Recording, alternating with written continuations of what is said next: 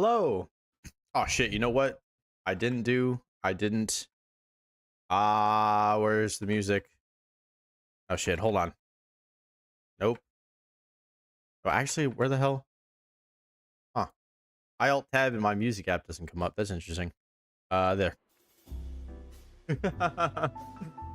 I'm sorry if the intro is a little bit loud. Because I just realized I have the audio set for this, which is a lot quieter. Hey, Minty. Hello, hello, hello. Welcome to the stream. Back here. back to where I was. Sorry. Just a little distracted. Okay. I'm good to go. I'm good to go.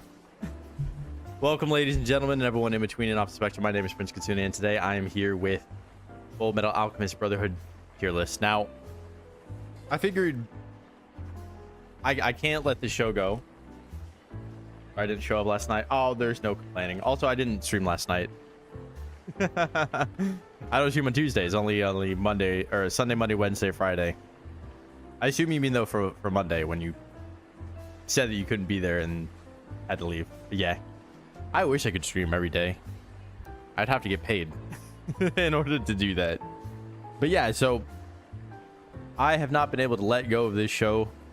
And you know, like, there's plenty of other things that you can do outside of just watching something. Last time you streamed. Yeah. I know what you meant. I know what you meant. There's plenty of things you can do with shows outside of just watching them. So I figured today, I like talking about them. That's why I'm doing this. It's not just to watch things, but talk about them as well. I will obviously preface this by saying, yes, we are going to spoiler the fuck out of this. Spoilers all over the place. I warned you in the title and the thumbnail, and I'm warning you now. Shouldn't be surprising, though. I don't know. I just don't trust people, you know? There's definitely going to be people out there that would spoil themselves on something so stupid like this. So, I'm just not taking any chances. I want everybody to have a nice, clean, good experience with the show if you haven't already. Okay. So yeah, I just figured this is a nice way to wrap things up. I know I did the bloopers already. Obviously, I watched all the shows or all the episodes. One thing is the bloopers actually are doing, like, that video is doing better than the actual finale, which is hilarious to me. I think it's partially just because the finale is a little bit long, though. That's got to be something to do with it. Much easier to click on the bloopers video. It's like 15 minutes. But yeah, so wow, I just didn't even notice that, except for Milos. Fuck Milos. Okay, cool. Milos is not gonna be on this list. Don't even, I only barely remember who that is, so I'm not worried about it. As you can see, I already have my thing set up. Actually, I should put, why not, SS. Yeah, I might change the title of the stream, or the stream title of the list a little bit, but I don't care for whatever this is. Are you sure you don't care? One, you haven't watched the show. I mean, I can't make fun of people for not watching the show, because I had not watched the show until I started my series on it. Hey Felix, what's up? Yo, indeed. But yeah, that's fine. I recommend this show a lot, though. It's very good. But obviously, you know, like, I have a weird thing as someone who is jumping kind of between different types of content, right? Like playing games, but also watching anime. I don't watch shows at all. That's fair enough. I appreciate you being here anyway.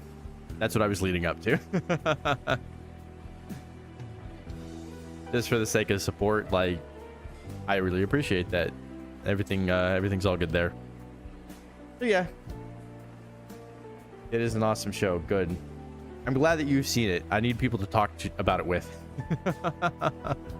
That's why I decided to stream it. I almost made this a video, but I was like, yeah, what if somebody wants to chime in, you know, and talk up their favorite characters or whatever.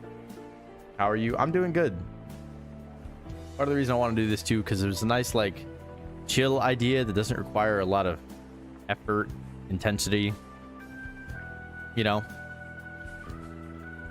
Speaking of effort, I should probably come up with, hold on, list of alphabetically. I need to remember some of these characters' names. No, I don't need it that way. Just give me a straight list, man. A through Z. All characters. It's not gonna work. This might work though. This one has pictures. That's nice. Although some of them are like, what the fuck? This is like a Yuri fan art Mei Chang. That's not correct. Good feelings, wanting to play Sonic Frontiers. Ooh, I almost streamed that back when it came out. I'm just not a Sonic guy, so I didn't get around to it. But like that one is the one of the ones that made me want to, you know, play. I might play that one eventually, but you know, it's kind of hard when it's a new game. Like you miss the window for it, and then it's not exciting in the same way when it's not new. And then like, I imagine that other people probably don't care as much when it's not new either. So it is what it is. Yes, yeah. I just saw it on Twitter, like as I was setting up my going live tweet. I saw that art that you posted. I was like, oh hell yeah, it's so good, you should so play it. If I were to play a Sonic game, I'll either play that one because it's new and apparently good, or one of the janky older ones that's like fun, or just a janky one in general. It's one or the other. I gotta get the full spectrum of Sonic, you know what I mean? But yeah, I would want to play that at some point. But yeah, anyway, so I was just pulling up a list of characters. I typed in alphabetical. Characters, alphabetical order. Because this list is definitely in alphabetical order. You have Alex, you have whatever the dog's name is. It's like Andrew or some shit. No, it's got to be an AL, isn't it? Oh, it's Alexander. Damn, you saw it? Yeah, I did see it. I just happened to be on Twitter.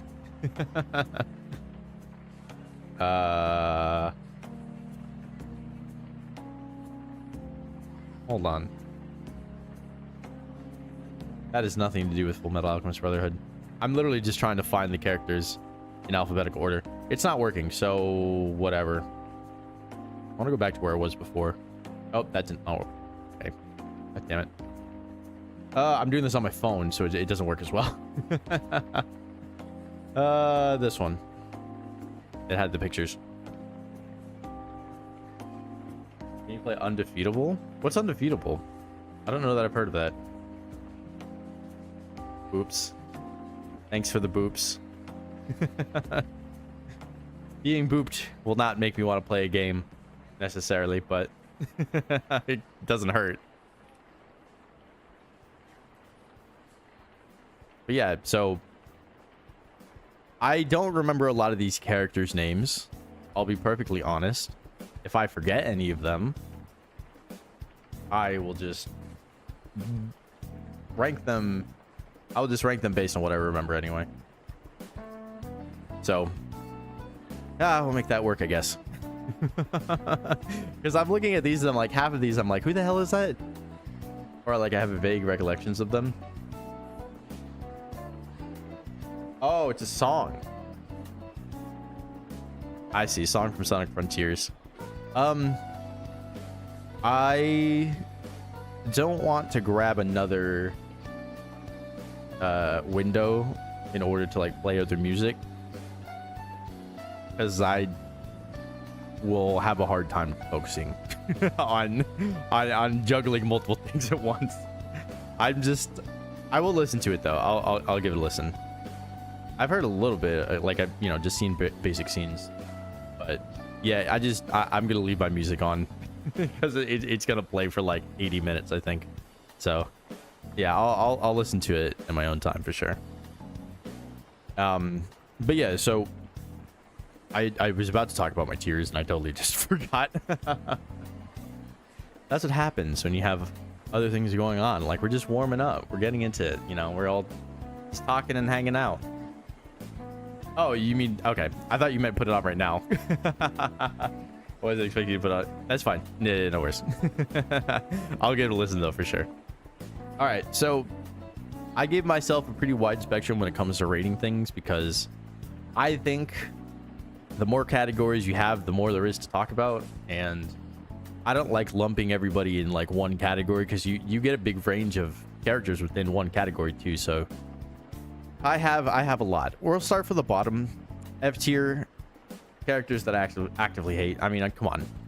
Obviously, there are going to be some people that you don't like. Now, when I judge a character... Oh.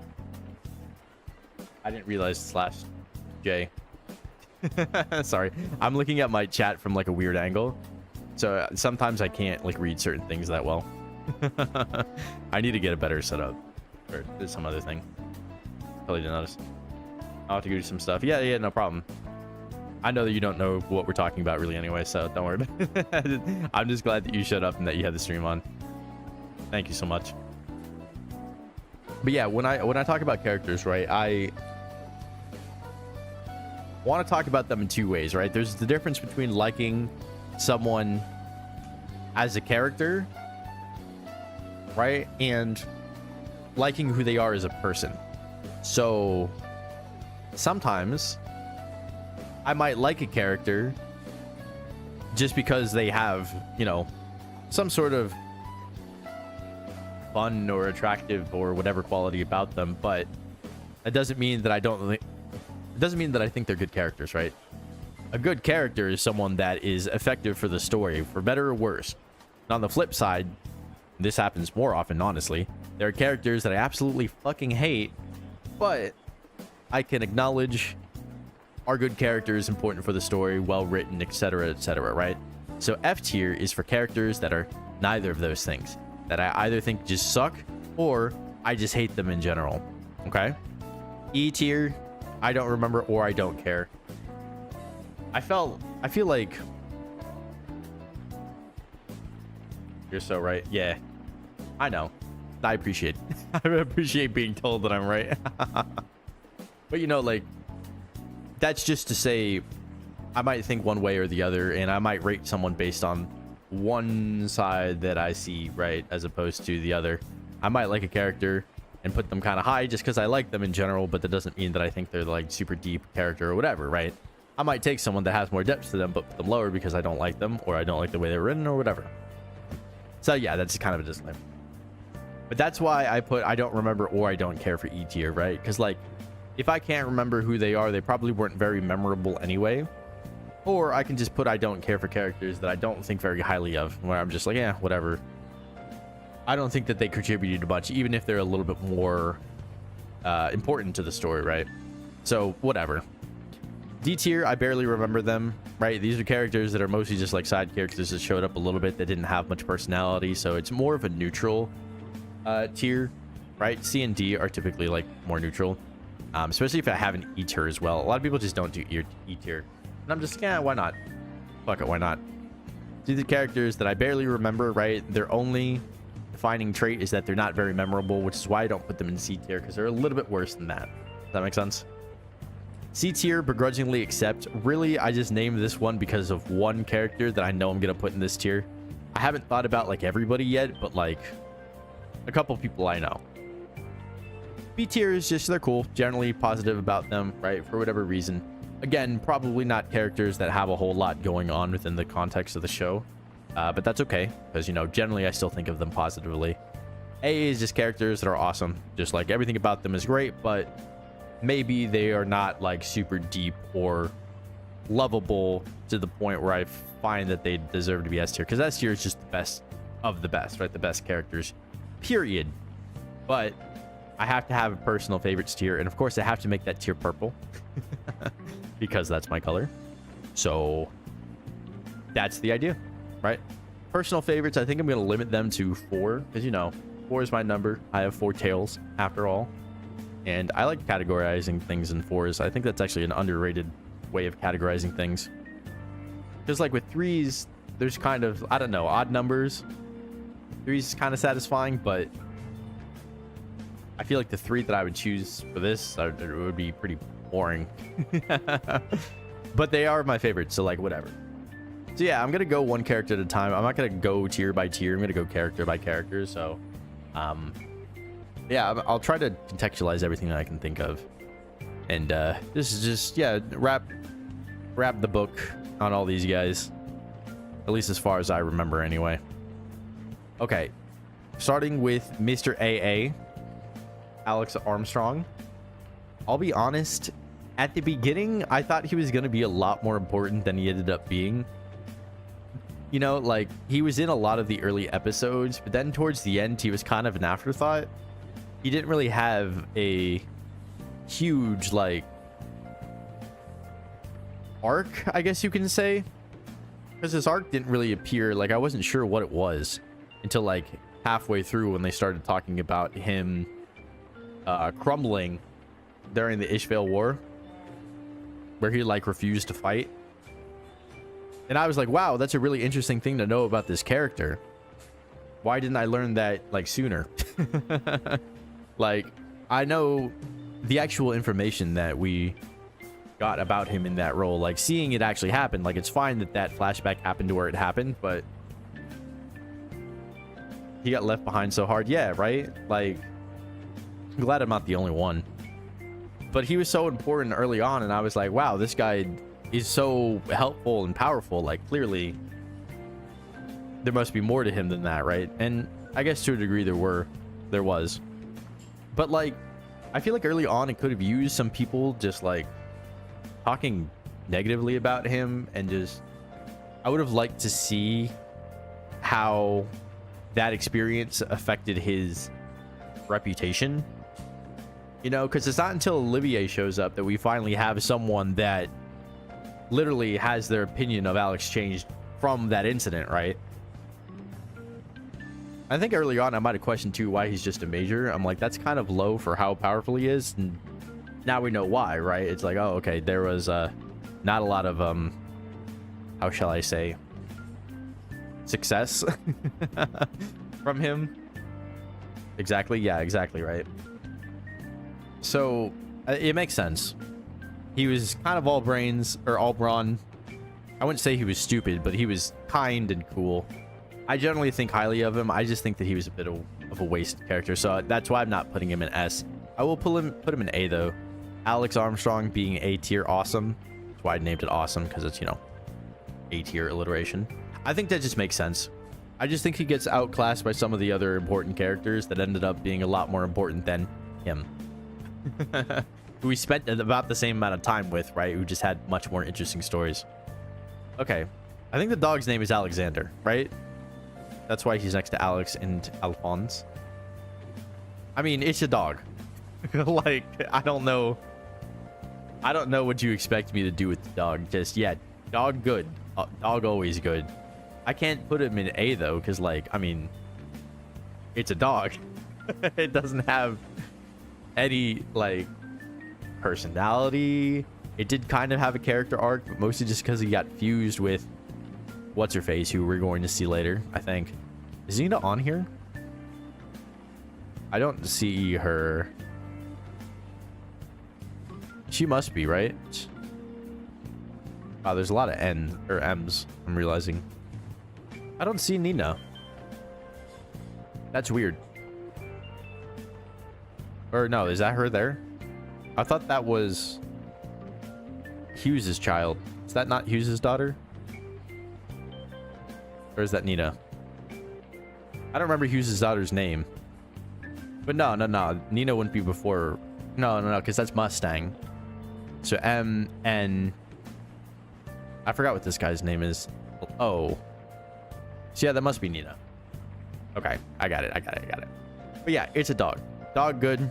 Generally cool. Not very deep. It's just a dog. Next. Next, we have a lot more of a deep character to talk about. Mr. Alphonse. Now, for like 99% of the show, I couldn't figure out which of the brothers I liked more.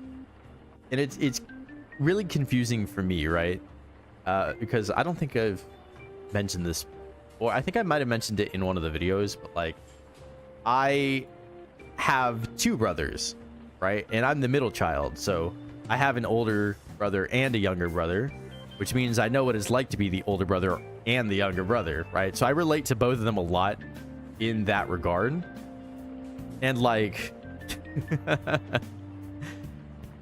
I would just go back and forth, right? Between relating to their experiences and their love for each other. And I mean, come on. Their relationship is just the core of the show. It's the best part. Like, truly. I'd say the second best part is just, you know, all of the, I guess you can call it metaphorical, allegorical, I think probably would be a better word, of how alchemy is an allegory for like life and, you know, building, creating your life and the life of people around you, blah, blah, blah. But I think besides that, the other best part is just the relationship between the two. My one thing, what do you mean? You have 6 sisters and no brothers? That's crazy. You Europeans, man, you're big families. It must be cool being the oldest, though. I only know what it's like to be an older brother. Being the middle child is weird in its own ways, but like, you know, at least I know what it's like to be either. Alphonse reminds me of all of them. That's funny. That is one thing that I like about Alphonse a lot, is he's so fucking sweet. He's the sweetest thing, you know, like he's so precious, but one, that doesn't make him less powerful, right? That doesn't make him weak, which I think is always good, because I don't know, I just think whenever you have male characters in fiction that are ostensibly powerful but also like incredibly kind, I just think that's a really good standard to set. The only guys, yeah, that's the part that would suck the most, I think. But of course you love your sister. Yeah, that does sound, I wish I had a sister. That is the one thing. It'd be really nice to have a sister and know what that's like, you know. Yeah, it's just so sweet. But Al just being this cool cross between like this really just like genuinely like sweet, lovable guy, but also being in this big, powerful like suit of armor type thing. Like, that's just a really cool image. And I think the design of his armor is like so fucking sick. He has like a loincloth for some reason, but like it just kind of changes the shape of the thing. It makes it look a little bit more like human, I guess you could say, lifelike. And he's just like this monster, but he's a gentle giant, and that is part of what makes him so lovable, you know. He wields his power with grace, with dignity. Alfonso, I just realized because you're European, you might actually have different they might actually have slightly different names in your neck of the woods. I thought you were calling him Alfonso as a joke, and I'm like, actually, maybe not. Maybe that's just what he's called in your country. I didn't even think about that. But yeah, anyway, yeah, I feel like there's so many things I want to say, but like seeing him get his body back at the end is just like so unbelievably rewarding. In that moment, like early on, where he crosses over and actually sees his body for the first time, like that came so out of nowhere. Or sorry, not him. Ed sees it first, right? Ed jumps in through the portal to get out of Gluttony's stomach and then sees Al's body. That shit gave me chills. That shit's insane. You're just joking. Okay, good. I wasn't sure. I'm overthinking it, I guess. But yeah, that early on, where you see how his body is atrophied too, you're like, oh, fuck. Like, that really just gave us the idea that, like, man, he really does not have that much time left, man. Like, it just really reinforced that there was a ticking clock here. And I said this at the beginning of the reactions too, where I really had no idea if he was actually going to get his body or not. I thought that he was either going to get it back and we're going to get a happy ending, or he was going to have to sacrifice himself, because all that stuff we heard about when it came to like his suit of armor body falling apart and him acknowledging that there was only a limited amount of time that he had with it, right? Like, that scared me early on. It really, really did. The funny thing is that I was kind of right about both of them. Both of them happened. He did sacrifice himself to save Ed, but he also got brought back himself, so that made me really happy. And I just love seeing him as a human again, and hearing his voice like without the metallic filter at the end is just like, dude, that shit just made me so happy. So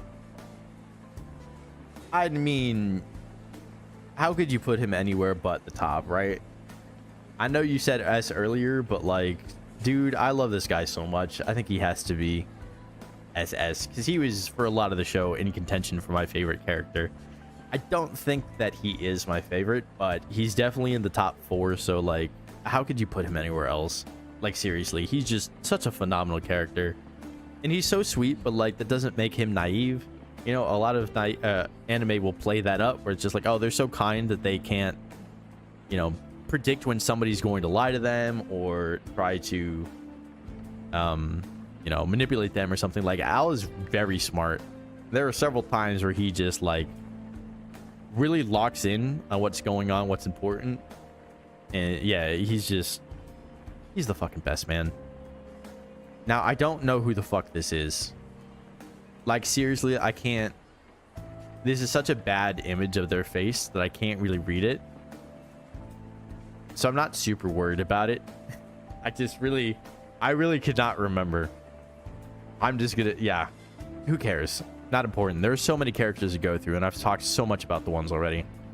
Okay, we have 2 different versions of Barry the Chopper.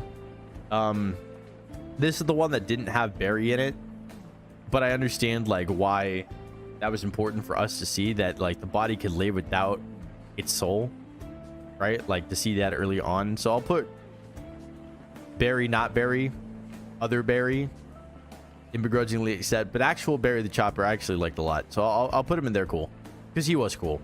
Cool is definitely the definition for him, because he gave us a lot of good information about how Al's bodies work, and again, just really set the tone early on of just like, okay, this is what's important. Al's body will disappear, probably both of them.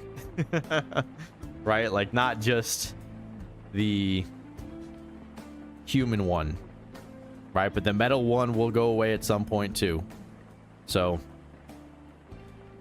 yeah, crucial character in that regard early on. It's always nice when you have things, you know, characters that are important for introducing concepts, right? Okay, this Wario mustache guy, don't remember. No idea who that is. Really, just can't remember. He looks like Buccaneer's dad. But it's not clicking for me. I really don't remember. This guy, I don't remember him either. Really not clicking with me. Now, I remember this guy was one of Greed's friends, right? Isn't he the one that survived? One of the chimeras, right? He's the one that survived, and that ran up to Greeling later, right? And I think Greeling killed him. So I'm putting him in barely remember, because I barely remember him. He was fine, I guess. Just, you know, not super memorable. Again, we got another dog. I forget what this dog's name is. Oh, no, this is Riza's dog. Yeah. I remember this. This is Riza's dog. That's right. Every once in a while, they would show us this dog, and I'd be like, oh my god, Riza has a dog? Pretty sure I said that like 3 times. This guy, I really don't remember either. I don't think they're that important. Some of these Roy henchman people, their names I just don't remember, but I generally think that they're cool. This guy's cool. She's cool too. Isn't she the one that, like, at the beginning, I think I said something about, like, I thought she was a good fit for Alex because she was also kind of weird and quirky? Or was it the other one? Was it the brunette girl who was going through, like, Dr. Marco? Like, this girl, I think, is who it was. Maybe it was that girl I was thinking of. Ooh, Buccaneer. Okay. Finally, a character we can talk a little bit more about. Buccaneer is definitely that dude. He had the coolest... what the fuck is the arm called? My brain keeps wanting to say, like, maneuver gear. No, it's not that. He... what the fuck? Why can't I remember? Oh my god. Now I feel stupid. How am I talking about a show where I can't remember what it's called? The fucking prosthetic arm. What the hell is it called? Whatever. God damn, that's such an embarrassing thing to blank on. I watched an entire show about this shit.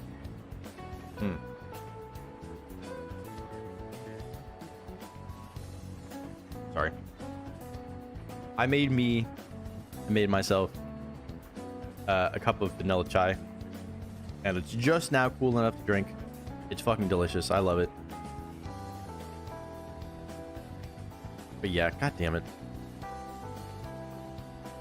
That's so funny. I can't remember what the arm is called. What the prosthetics are called. Oh god. Whatever, not important. Buccaneer is a really cool character. He had a really sad death, but not really, because he died with a smile on his face, right? And I think that was the coolest thing about him, was that, like, he knew that he did his job. And the Brig soldiers in general, right? Their whole thing was just operating under his singular will, right? And I really like that moment where Olivier finds out that he's dead, but the soldier tells her that he died with a smile on his face. And then she was just like, okay. Whatever he was doing, right, went the way that he wanted it to, so we're going to continue it on. Like, we're just gonna keep fighting, you know, for his sake. So Buccaneer was that dude. He was badass. He was cool. I mean, awesome. I think awesome is the right place to put him. Oh, this guy. Oh, this is one of those guys that I recognize, but I don't remember. So I think I'm just gonna put him and barely remember them. Okay, she was another one of Roy's people, right? She was the one driving the truck at the end, like the supply truck. Gosh, I don't remember. I'm gonna put her in barely remember. This chick too, I feel like she was one of the girls that we ran into early on, right? Like, who didn't end up being all that important, like, just, you know, character of the episode. Again, wish I remembered, but, like, if I don't remember someone, that means they're probably not that important. And that's okay. I'm just looking down at my list of characters. Again, it doesn't have all of them on there. It has some of them. Bido, this guy. Bido, B-I-D-O. That's his name. I saw him on the list. I'm like, oh yeah, that guy. But yeah, I barely remember her. I think she was cool. I don't remember these guys. I don't remember them at all. Okay, this motherfucker. This was one of the higher ups at... I mean, you can see the military uniform. Water now? Oh, you mean after the... Yeah. I always have water on me. I appreciate the reminder, but trust me when I say I do not need to be reminded to drink water. I drink water all the time. But yeah, no, I mean, I appreciate the sentiment is just like, hey, take care of yourself, which I always appreciate. So I'll never get mad at you for saying that, even if I'm definitely drinking water. But yeah, this guy, one of the shitheads, right, that thought that they were actually in charge of the military just because they were on the father's side. Yeah, he can go fuck himself. Okay, this guy is one of the chimeras, though. He was one of the cool ones. Darius. Yeah, I remember Darius. Darius is cool. I think it was weird that we had two sections, like two sets of chimeras that show up at different times. But like Darius is cool. I at least remember his name, unlike most of the people in this tier. But granted, Barry the Chopper's in this tier, and I like Barry the most out of all these characters here. So like, I think it's fine that he's here. Generally pretty good. Oh god, I always forget this guy's name. This guy was a sweetheart though. Didn't he have a crush on Maria? He was like the last person. Like there was a scene towards the end where somebody, like he was like the last person to see that Maria was still alive. It was actually this really sweet scene. I don't remember it though. Sometimes when I see him stream hit an hour mark, I'm like, an hour mark, so don't forget to hydrate everyone. Even water. Oh, I can't see that emote. Oh no. Okay, good. I was like, I was paranoid for a second. I was like, have I hit an hour already? I've barely started. You're just talking about it in general, not right now. Okay, good. We're like 40 minutes in, but you know, not an hour. That's fine though, because so many of these characters are just like not having much going on. I'm fine with this. Yeah, this guy's name I forget, but like I did really like that moment with him and Maria at the end. I think it was implied that he has a crush on her, right? So he was really happy that she lived. I don't know. And again, we have another dog. I don't remember whose dog this was. I don't like them as much as the other dogs, but like they're a dog, so you know, that's fine. This guy, don't remember. This guy was the other again, he was the technician, right? The one that Winry wanted to learn from. He was kind of a dickbag, but like ultimately he did let her like learn from him a little bit. He just refused to teach her outright, which is fine, I guess. Like, you know, they figured it out. So I think that's like the definition of a begrudgingly accept, because he was kind of a dick, but like ultimately a positive character. Just didn't like the way that he went about it sometimes, and that's okay. So this one is, no, that's not, what the fuck is his name? I gotta find him. I know he's on this list. Oh, it's Zampano. What's his first name? I was like, why is Zampano all the way up here?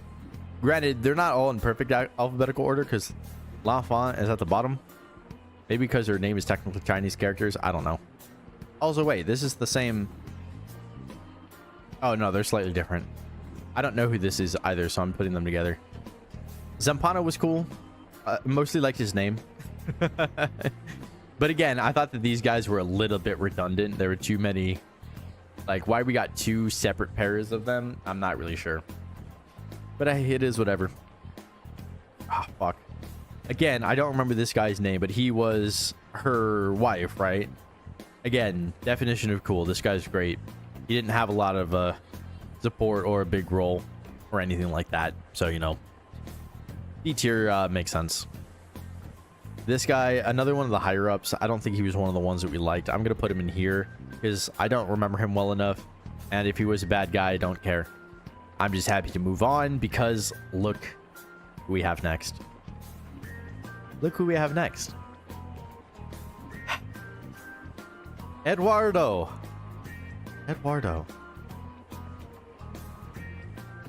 My older brother. No, I'm just kidding. My older brother is actually, he's kind of like Ed. Honestly, they are kind of like both of my brothers in certain ways.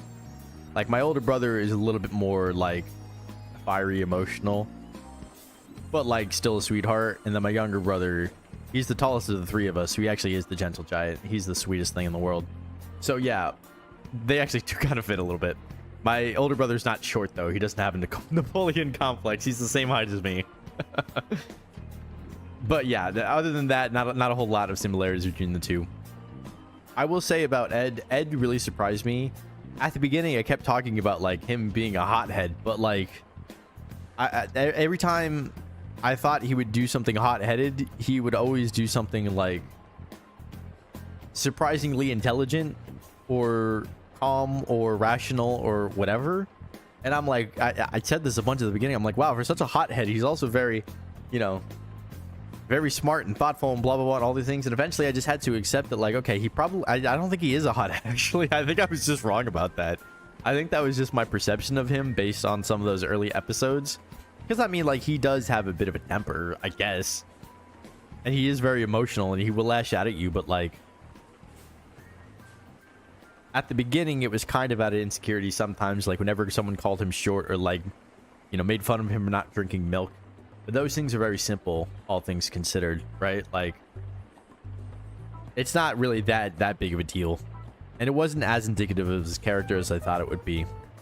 Over time, we really do see Ed mature, and I think he changes the most out of all the protagonists. It's actually very subtle. I guess when I say protagonist, that only includes Ed now. But I'm thinking of all, like, the major characters. He probably changes the most. So he's the closest to the true protagonist, I would say. And he does get a little bit more screen time than Al. And I think when they're together, we do still see things through Ed's eyes, right? But man, I really fuck with Ed as a protagonist. I think he's such an interesting mix of passionate but rational. And that's what impressed me a lot at the beginning. Because when he talks about alchemy, you're just like, oh man, this kid's really smart. And, like, book smart too. You expect, because of what they have gone through and, like, how much of a scrapper he is, like, he's a scrappy ass fighter, that he would be more of a street smart guy. But nah, he's actually very book smart, very, you know, classically intelligent, which really did surprise me. And over time you see him mature, like, a lot, which made me really happy. Like, he really just, I don't know, he kind of embraced, like, serenity and practicality in a way that I didn't really expect him to. At the end, he's, like, really soft and sweet and just, like, calm and chill. Still a bit of a dork and, you know, still a total tsundere, but, like, some things never change, and I think he ended up at a really good balance of all those things.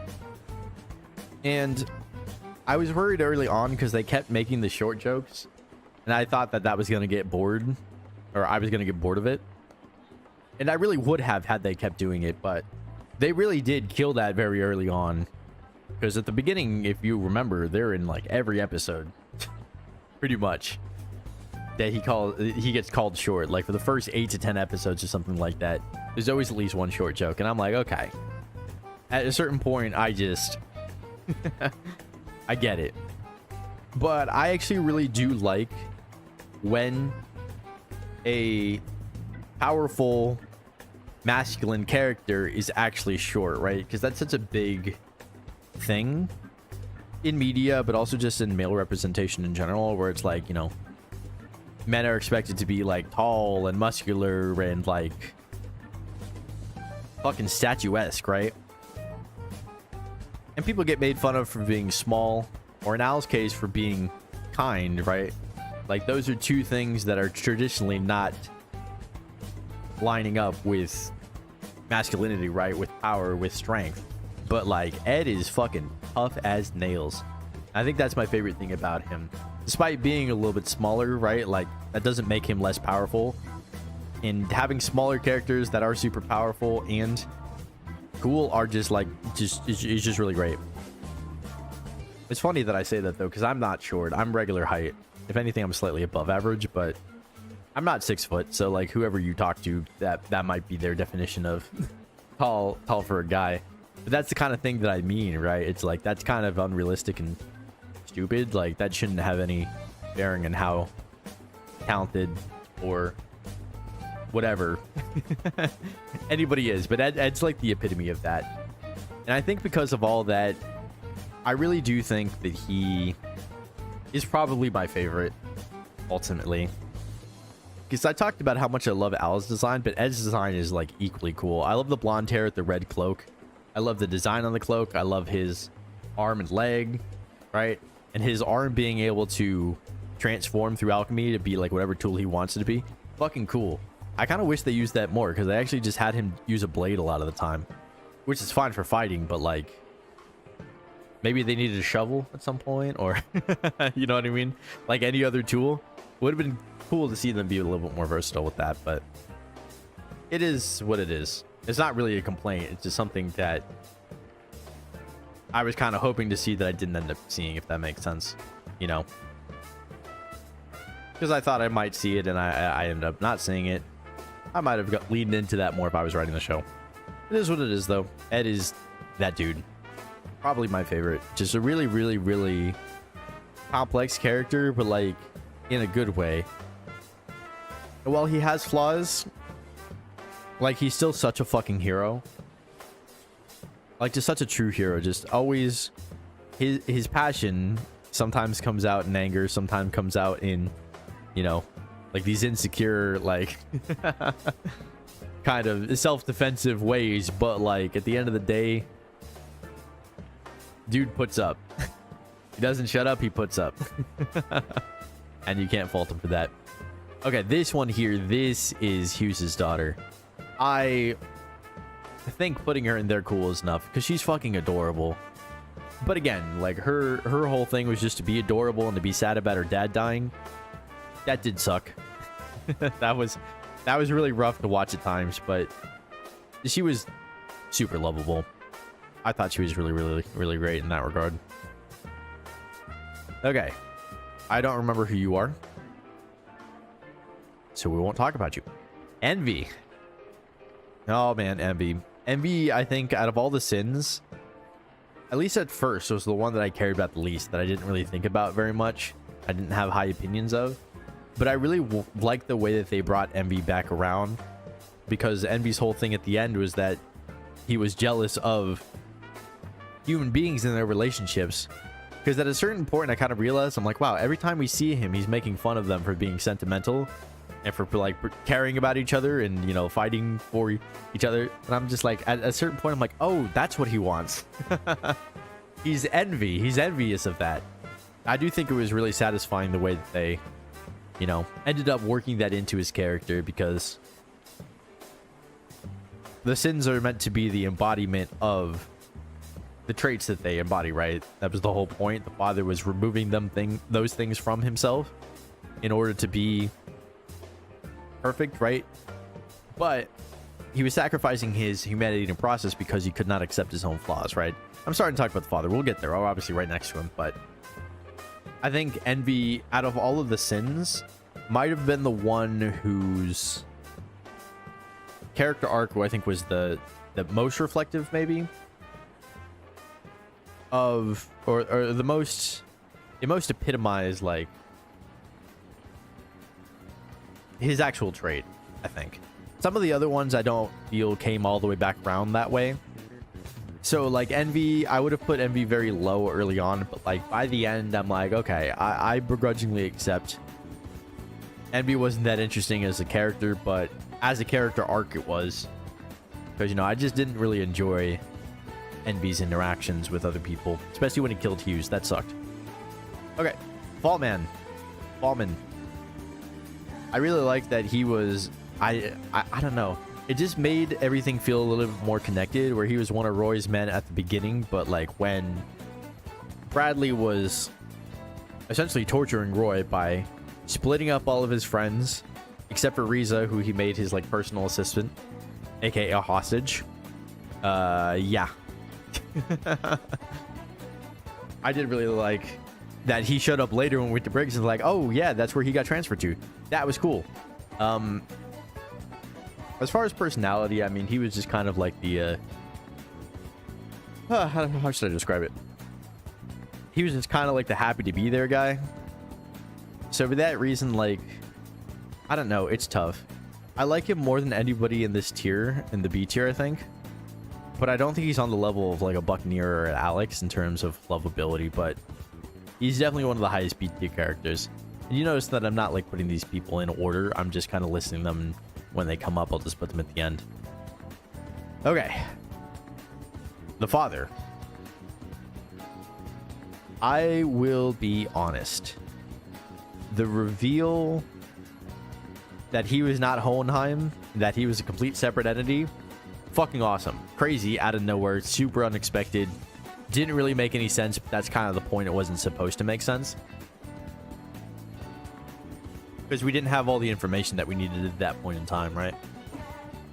And I do think in general, the concept of the character, right? Like this being that was striving for perfection so that it removed their human-like flaws, only to find out that those flaws are exactly what made them human.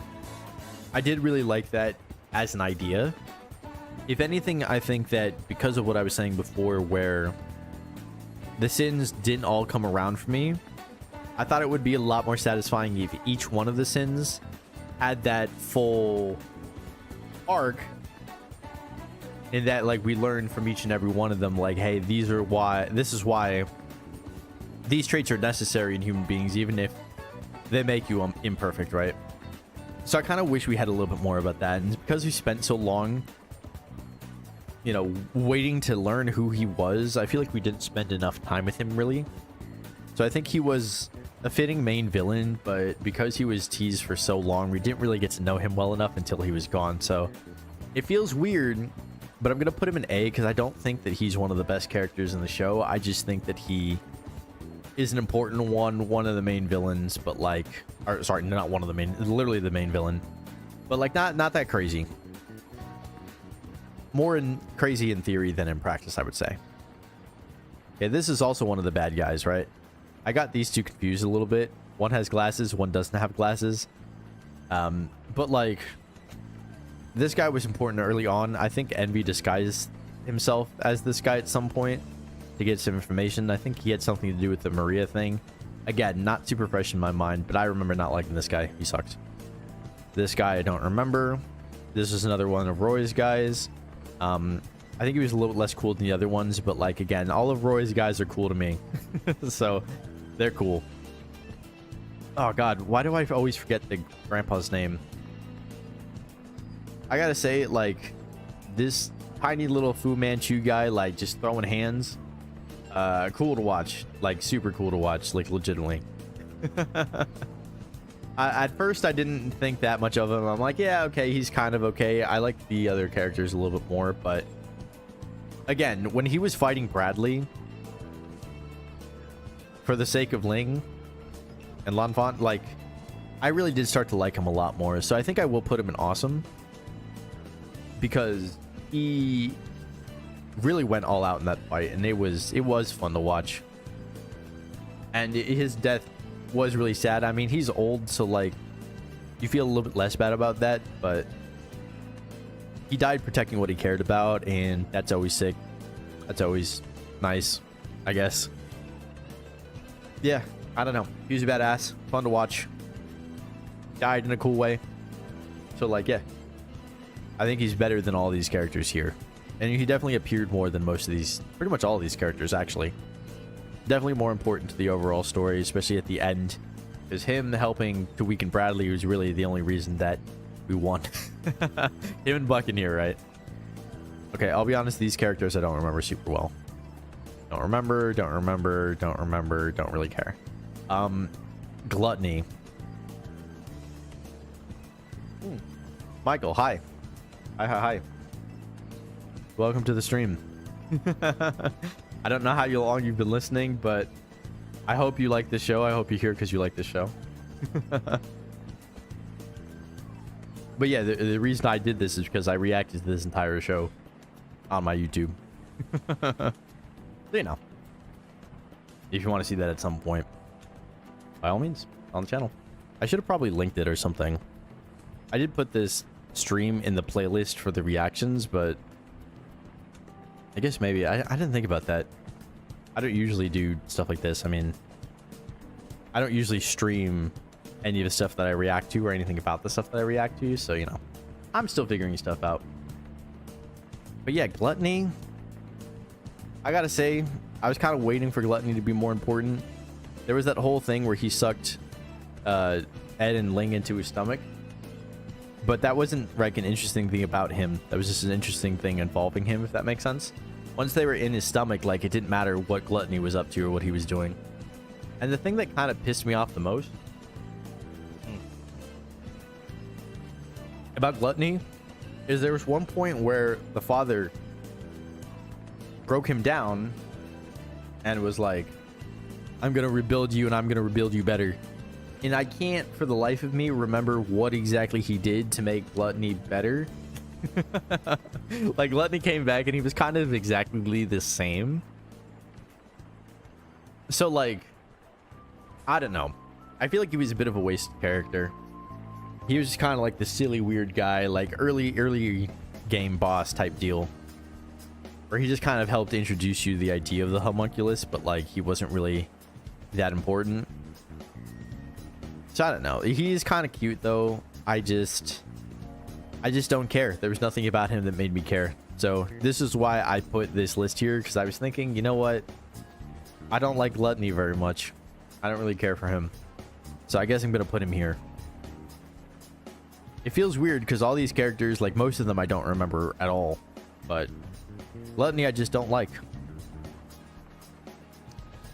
Yeah. I just felt like he was kind of a waste of time. Now this guy, Gold Tooth guy, never had a name. He was in a very short part of the episode, but it was very important at the end where he forced Roy to go through human transmutation so that he could, you know, have a 5th sacrifice candidate. Like, yeah, that whole scene with him and Riza and hurting her and, you know, holding Roy hostage like that was fucked up but cool. Like, very functionally good for the story. But I fucking hated this guy. So, like, I kind of want to put him in actively hate, but I think it's better if I put him in begrudgingly accept because, again, I like those scenes for the narrative a lot. I thought it was really nice. And, yeah, I thought he was important in that regard. So, you know, it balances itself out. Don't like him as a person, like him as a character, necessary. So he goes there. This guy I don't really remember, I'll be perfectly honest. This, she is Hughes' wife. That much I remember. Or wait. Yeah. I was gonna say that's not Ed. That's Ed's mom. Ed and Al's mom. That's Hughes' wife. She was really cool, actually. I really liked her interactions with Winry. I was really surprised that they had so much of that in there because they didn't seem like characters that really would get a lot from each other, but I don't know. I feel like having Winry kind of get involved because Winry lost her parent, so her being so welcomed into the Hughes family really made it hurt a lot more when he died because it was kind of like losing her parents all over again in a way. But this lady whose name that I keep forgetting, she was really cool to everybody afterwards, and she honestly was helping people like grieve his death, even though she's the one who lost her husband. And she was just always so sweet, so kind, so super cool, and yeah, adorable. So I'll put her in A. This I barely remember who she is. I'll be perfectly honest. That's fine there. Okay. I gotta kind of merge some of these together because we have Greeling. I want to do Ling, and I want to do the original Greed too. This is the original Greed. Yeah, okay. I'm gonna put Ling with these guys just so we can talk about them all in one go. Original Greed, didn't really care. I wouldn't say that I actively hated him. I could kind of see him that way, but like, man, I did not think he was that interesting or fun or anything. I thought he was kind of annoying, and I was kind of surprised that he died so quickly, but now I realize it was just to rebirth him as our Greeling there. I will say I like Greeling a lot more. Like, a lot more. And again, he had that full circle moment of just like the greedy guy who at the end decided that what he wanted all along, even though he didn't have it quite the way that he wanted to, right? Like, that it was enough for him. And I commented on that in the video too, where I'm like, man, this embodiment of greed, deciding that what he wanted the most, the version of it that he had, deciding that that was enough for him, was fucking poetic as hell. Really sad to see Greeling die. Really happy that he's able to get out of Ling, though. I will say, I wasn't a huge fan of Ling at first. I liked him more over time, but I don't think he's like one of my favorite characters. But I was really surprised with how satisfying the Greeling thing was. And it made sense that Greed would want to separate and keep Ling alive. That was really epitomizing his own character arc too of, you know, just accepting friendship, and that's because that's what he decided that he wanted. Ling and Ed, he decided were his friends, and that was enough for him. I think it's interesting too, the contrast between him and the original Greed, right? Original Greed had a group of friends, right? What's his face? This guy and some of these other people that we've seen down there, right? Like, he really did have what the other Greed wanted. So I think that was really interesting to see Greed get, like, you know,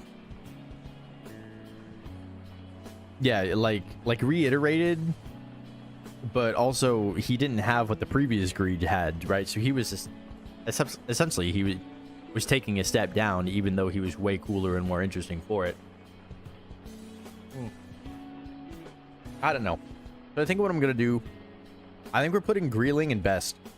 I think he's the first character that I'm putting up here, because I think he just kind of fits the bill of like everything that I liked about a character. I really liked his arc.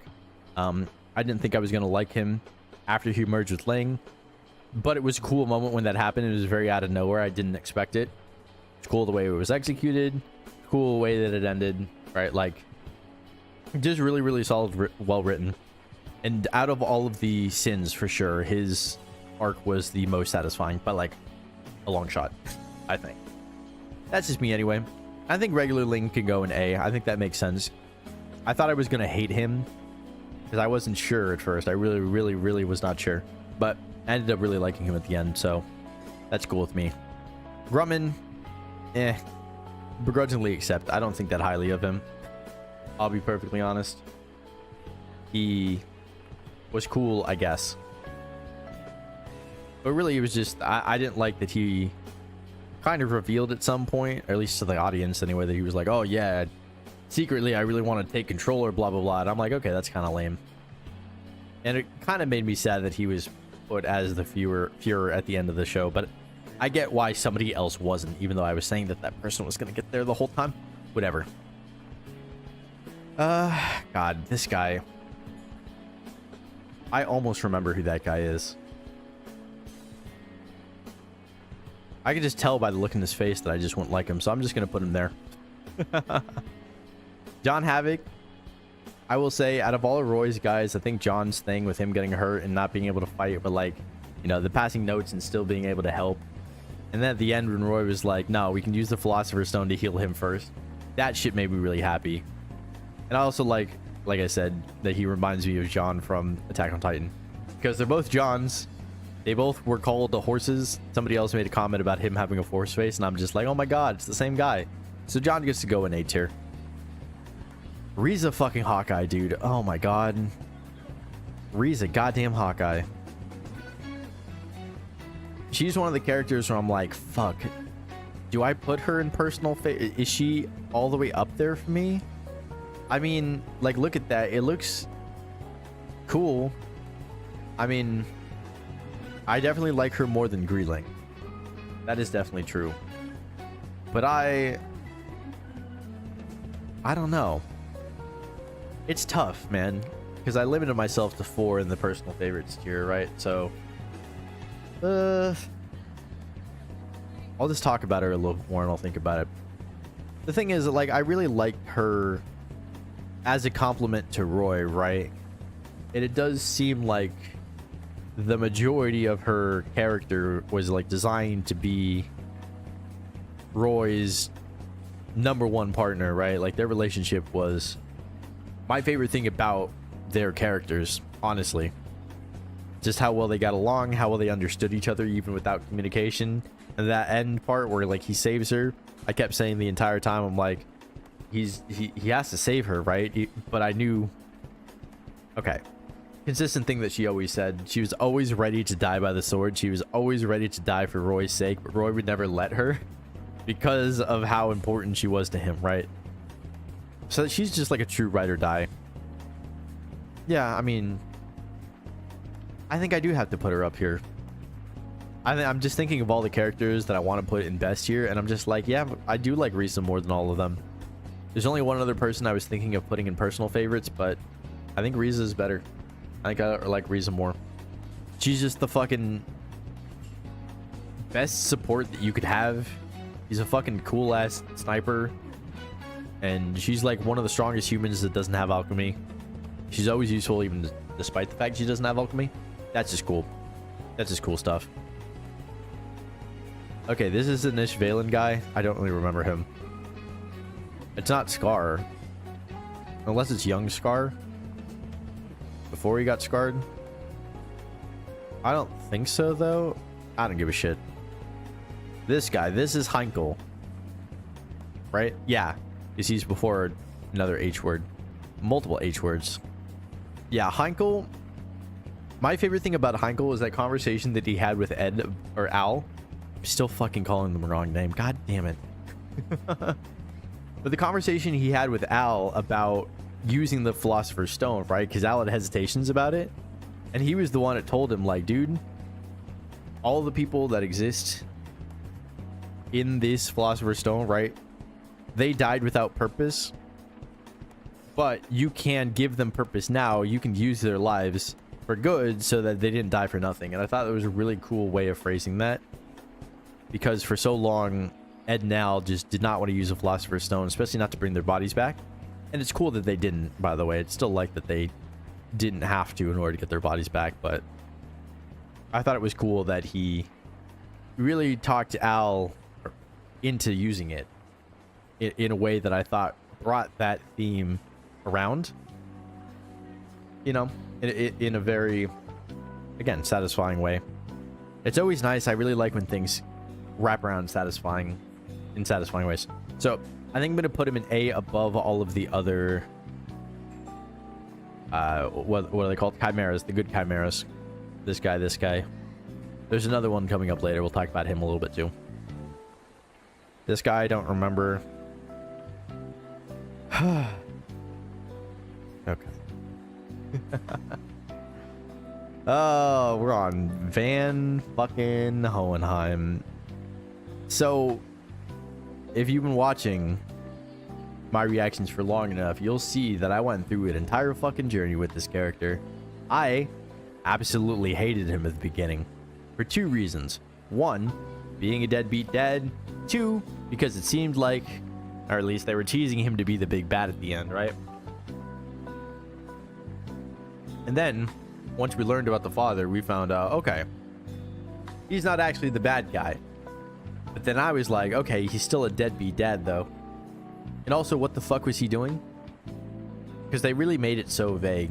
They spent an entire episode with him talking to himself about, like, trying to fix humanity's mistakes and blah, blah, blah. Of course, before they told you that he wasn't the bad guy. And I was like, oh, this guy's fucking so up his own ass. It pissed me off. Especially because he was such a shithead to his sons. But, like, eventually you started to realize that he was being set up to have a redemption arc. And I really do think that they executed it pretty well. At some point, I had to begrudgingly accept that he was going to be a positive character. Well, you know, a well-liked character, at least by the people in the show. So he's this tier. This is the Hohenheim tier, essentially. Which is funny because none of these characters are anywhere near as important, but he was my least favorite character for almost the entire show, and they brought him all the way around to the point where I have to accept that, okay, he's fine. He's a good character, a good person. It's just that he could have handled things better. He made mistakes, but unlike the father, who you can obviously draw parallels between because they look exactly alike, right? He ultimately did not sacrifice his humanity. Despite the fact that he was alive for so long, he held on to it, right? And part of the reason that he was able to stop the father at the end is because he had a relationship with the people in his Philosopher's Stones, right? Like, he talked to them, he learned from them, right? He didn't forget them, he didn't take them for granted, he didn't remove aspects of himself the way the father did, so that made him a lot more human. And then he was using them to help set up his own counter circle to stop the father circle, and I was like, okay, well, finally there was a reason for everything that he was doing. And that was satisfying enough for me, in a narrative sense anyway. Still kind of hate his guts, still kind of hate his personality, still don't think he was the best father, but at the end of the day, they brought him around, and I'm impressed with how successful they were at doing that. So he gets to go in C tier. This guy I don't remember very well. Hughes.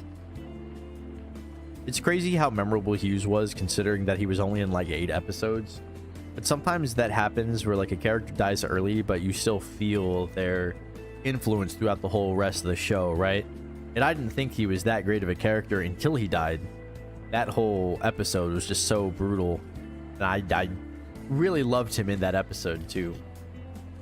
And it sucks that he was just a sacrificial lamb at the end of the day. But Roy, our boys, even Winry to an extent, right? Like, they really rallied around him. They really remembered him a lot. And their love for him was really kind of the core thing that put them through. And I mean, not just the love for him, but the love for everybody, right? Because that's what I was saying is the difference between all of our guys and the homunculi, right? Is that they had that lack. They had that lack of connection. You know, at the end of the day, love conquers all in a way, and he was one of the most epitomizing characters of that. So I will put Hughes all the way in S tier. I think that he belongs there. This guy, I don't remember. I always forget her name somehow. I used to call her Nana Shimura from what's it called? From, I want to say 1 point. No, My Hero Academia. Jesus Christ. That's what I want. Because that's what she looks like to me. What the fuck can I remember her name? Izumi. God damn it. Fucking Izumi. That's her name. So I think Izumi... I don't have a lot to say about her, actually. She was just fucking cool. I really like that she took in Ed and Nal and trained them and helped them to be the tough as nails, like, you know, just survivors that you know them to be. She was a little bit harsh to them at first, but like hearing her story was really, really sad.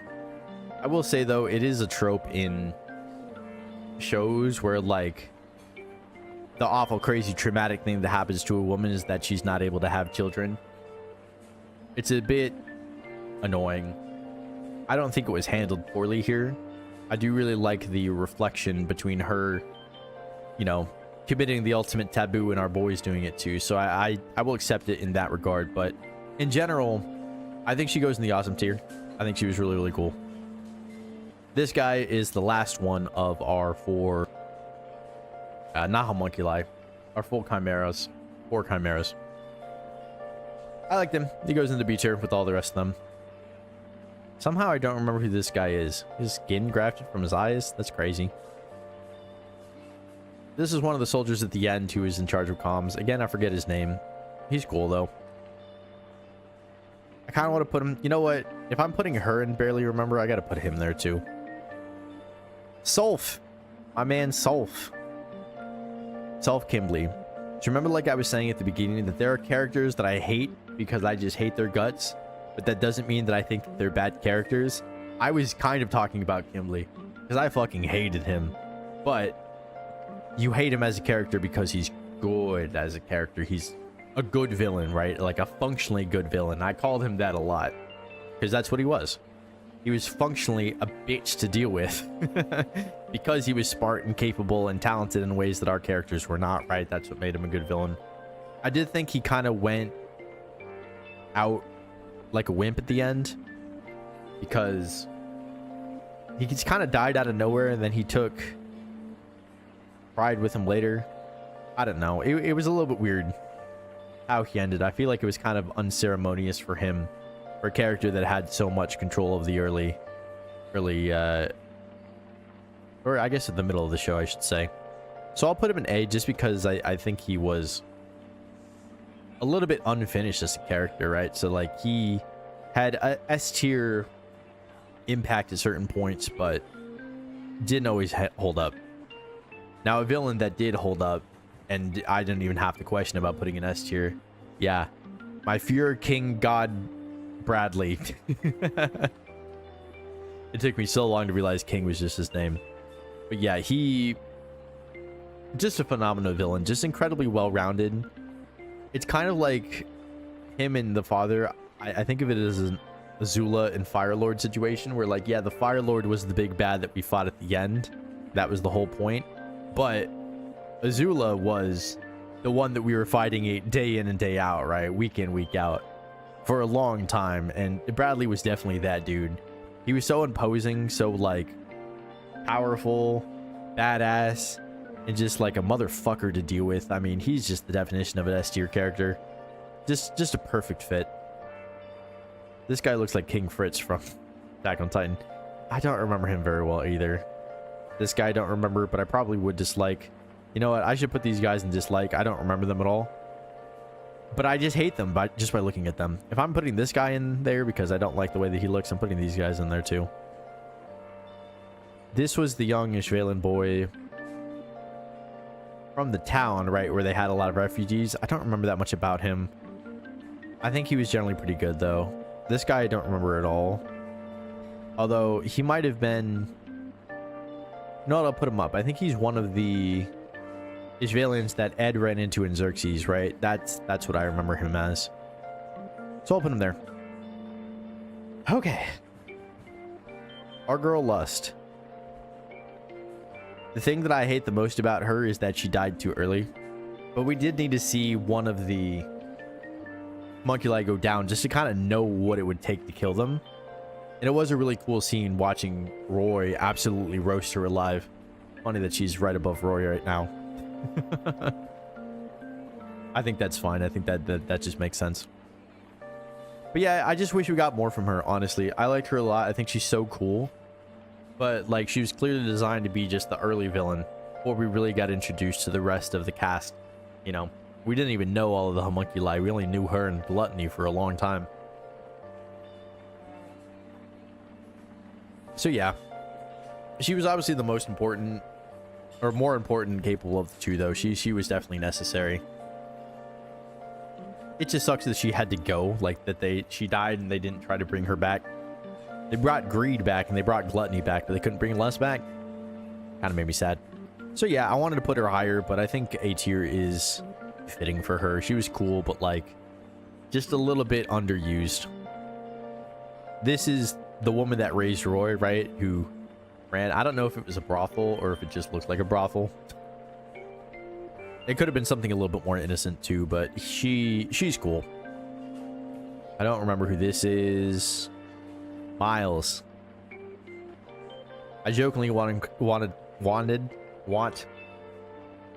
call him Miles Morales because, like Miles Morales Spider-Man, it's easy to forget that he's actually a mixed race character.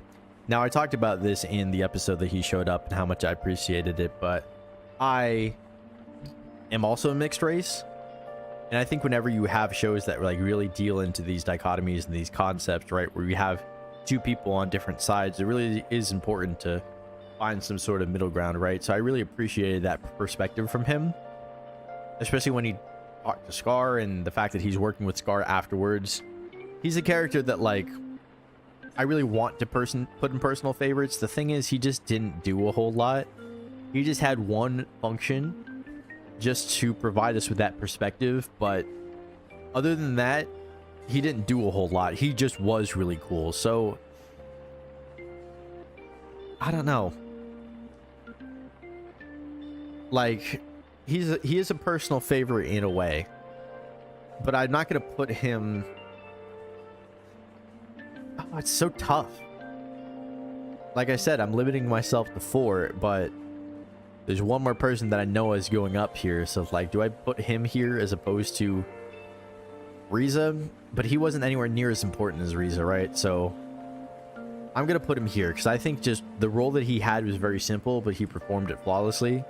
He was just always really cool. He was here for a reason. He accomplished that reason. So I think that makes the most sense. Her, I barely remember. These guys, I mean, begrudgingly accept. They're such a fucking pain to deal with. They were super annoying. But they didn't last very long. They were just kind of there for one specific purpose of just be an obstacle for a couple episodes. And then they just kind of died out. That was all there was to them, really. Okay, Dr. Marco, my man Dr. Marco. I will say his role as the guy that was primarily in charge of creating the Philosopher's Stones for the Father early on, but then becoming a mentor to our guys, alchemy-wise, and contributing to undoing some of the damage that he caused. Fuck yeah, fire character arc. He was really likable too. Honestly, I never really saw him as a bad guy or as a bad person even, because it seemed like he really just didn't want to do it. And he ended up getting replaced by Gold Tooth Man, who was a much more dangerous person to have in that role. But his information was invaluable, right? So we can't underappreciate him enough. I will also put Dr. Marco into S tier because I think he's just one of the best characters here. Maria Ross, I was really proud of the fact that I predicted her not dying, but because she kind of had that arc of like dying but not dying, but like didn't go anywhere after that, like naturally I'd want to put her in B tier, but I'm looking at all the characters here and I like her a little bit more, so I think I'm gonna put her in A. I think that makes sense because she was just a really great character. Now this chick, I have her on my list here. Martell. She was fucking cool as shit, but she died way too quick. So I have to put her in B just because she didn't do enough for me to really want to put her higher or have any reason to put her higher, right? But you can stay there. She's cool. This guy, I kind of barely remember. I think he was working at the shop under this guy. Maybe? I don't know. The art style looks kind of different, so maybe it was a different episode. I don't remember him that well, though. I think he was cool, though. This guy was the Ishvalan chief kind of guy. Maybe not chief. Maybe chief is the wrong word. But I remember he was kind of in charge of the group that Scar ran into at the end, right? That's who this guy was. He was definitely cool. This guy, I don't remember. Whatever. Mei Chang. Not to be confused with Xiao Mei. Xiao Mei is the penguin. Did I call it? I called it a penguin? It's a fucking panda. Jesus Christ. I saw a black and white animal and I just said the wrong black and white animal. Go fuck myself. I'm an idiot. The panda. Even though they call it a cat in the show. Whatever. Shut up. Mei Chang. She was probably the most hit or miss for me out of like the main characters, except for like maybe Greed or Ling, I should say. But I did end up liking her a lot at the end.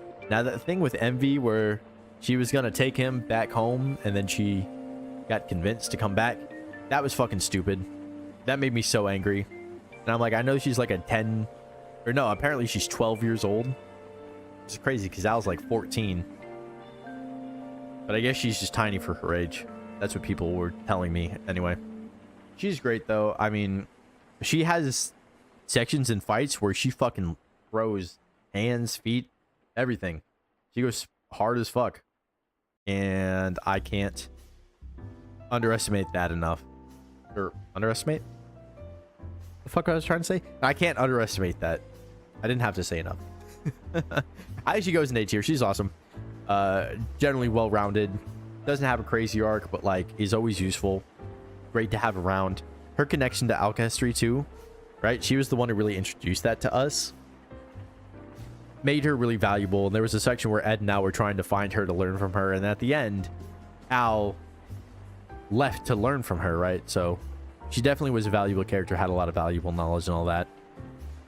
This chick, again, forget her name. She was the Führer's wife. I don't really think that much of her. I didn't care for her storyline. I do think it was really cool, though, that the way that they used her at the end, where Roy kidnapped her, and I was like, what the fuck?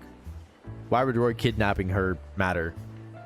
But it wasn't just for her sake. It was for the optics, right?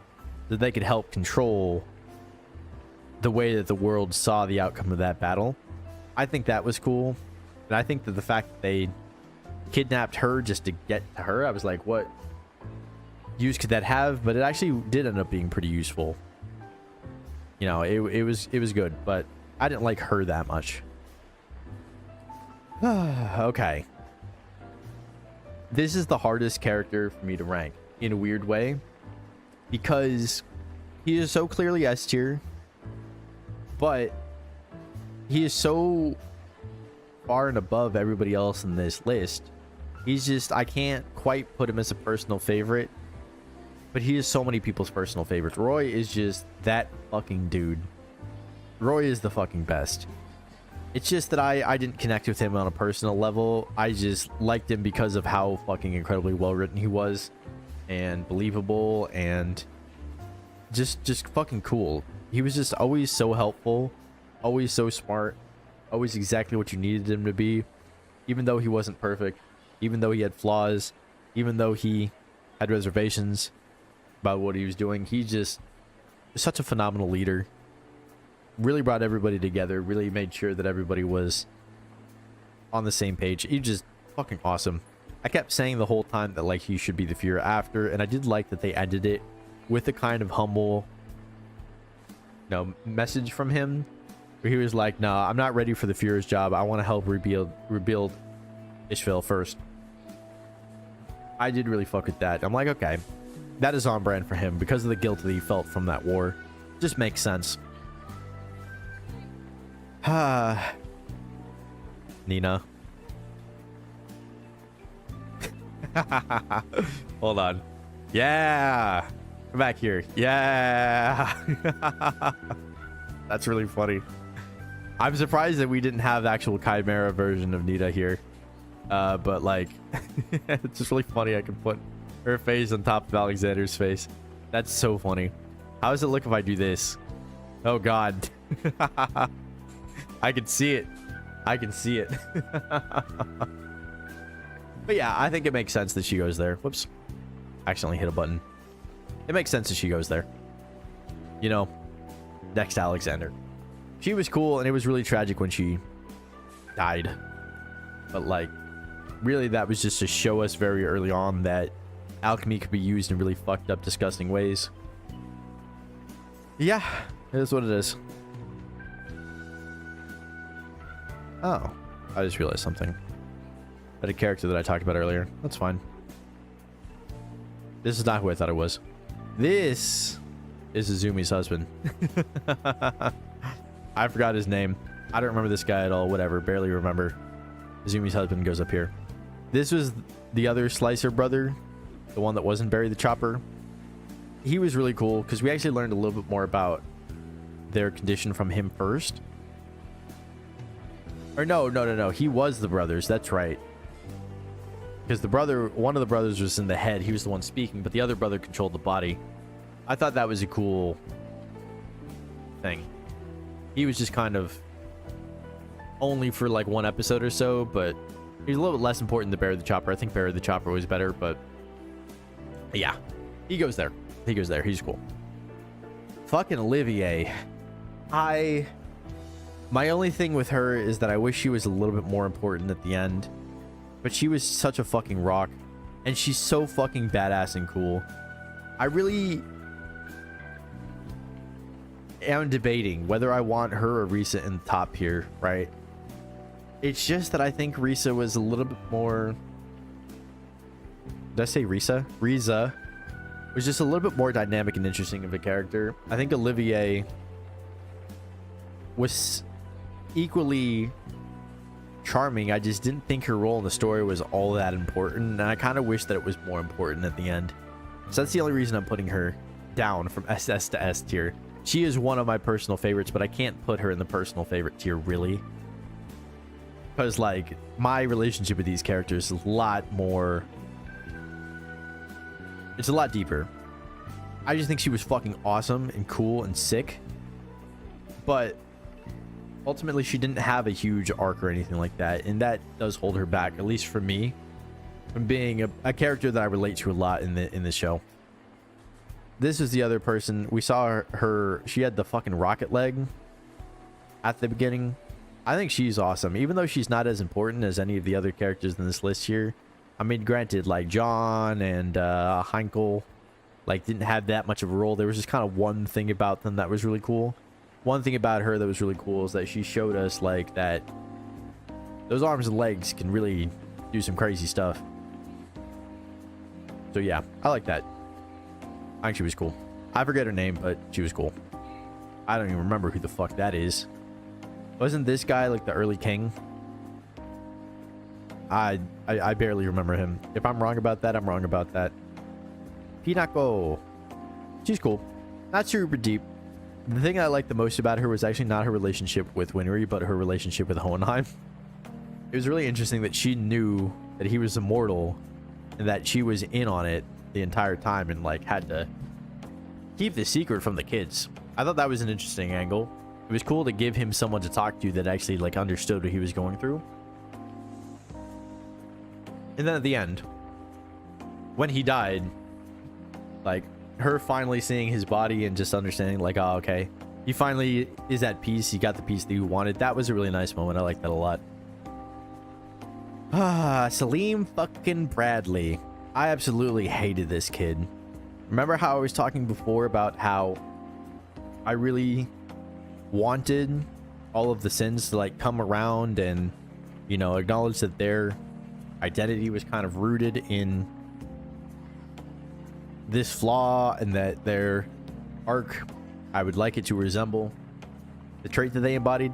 I don't know why he was pride at all. Honestly, I didn't get much of a sense of pride from him other than the fact that he was just fucking snarky. But like, I don't understand his character arc at all. Like, I really don't. I guess at the end, because he gets reborn, but he has the Philosopher's Stone removed, right? And he's just kind of like this regular sweet kid. I guess the idea is that they're talking about like, oh, how homunculi and humans like can learn to live together, blah blah blah. But it was a weird thing considering he was so close-minded and he just fucking hated everybody. I just don't see how he was pride. I don't quite get it, and they didn't even try to work it into his character at all. And he was an asshole to deal with. So when I was talking about Kimberly being a functionally good villain, right? Kimberly has a code. We understand it. He's a little bit all over the place, but in a way to where he's hard to predict. That's what it really is with him. With Salim, I'm just like, I don't know what his character is meant to be. I kind of don't know why he was there other than a reveal of like, oh, Bradley's son is actually one of the homunculi, which I figured out before it happened, by the way. Right before it happened, but like, you know, I was putting it together. Yeah, I just fucking hated this kid. I don't think he's a good character. I don't understand like what his role was, why he was so prevalent. It was just kind of a weird thing. Now this guy, this is the guy. I'm gonna put him in begrudgingly accept. This is the guy that like, he tried to recruit Olivier and he gave away like their entire plan and he got buried in cement. I kind of like this guy because he was actually, of all of these arrogant ass military leadership people who were supposedly important or had this kind of idea of self-importance, like they really, he was the only one that did anything interesting or was interesting or anything. And we learned some valuable information from him, even though he was an idiot and he kind of fucked stuff up. Can't complain too much. This kid, I think this guy we ran into in the village where all the Ishvalan refugees were. I think I put this kid there for the same reason, right? Weren't they related? I don't remember. And by related, I mean in the same place. Not necessarily that they were like brothers or anything. Don't remember you. Don't remember you. You, I remember. She was from the 3rd episode where she... Oh, what the fuck was it? She wanted the Philosopher's Stone to like bring her boyfriend back or something. And she ended up kind of taking a liking to Ed. And then she showed up way later. And Hohenheim was flirting with her, which is weird. She's fucking tiny. She was cool herself though. So like, I'll put her up here. Rose is her name. Rose is her name. This is one of Roy's people, right? I forget her name. I'm gonna put her in barely remember. She looks familiar, but I don't really remember either. We're running out of like really important characters. We only have a couple left.